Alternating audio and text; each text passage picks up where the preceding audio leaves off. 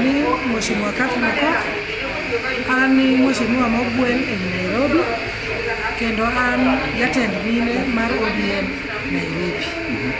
Baba oluongwa tarik 10 to mine omor malich ahinya nikech baba ochung' kod mine.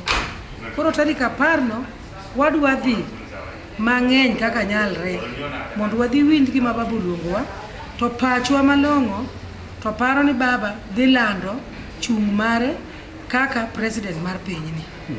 Mane pachwa, to wamor kabisa gi dhi kanyo mondo wadhi winj pach baba ni. Chung' mar baba biro benefit wa nikech baba ochunga gi mine.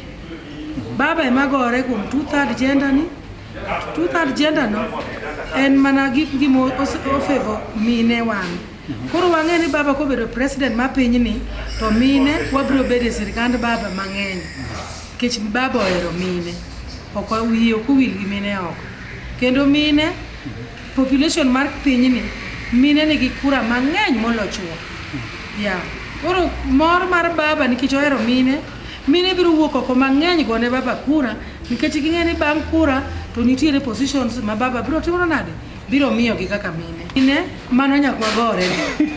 Mano nyakwa gore ne kendo wakete mbele. Ni baba kobedo president mar pinyni, jalupni nyaka bed dhako. Nikech mondo ket top up gender cha, mama nyaka bed deputy president mar pinyni.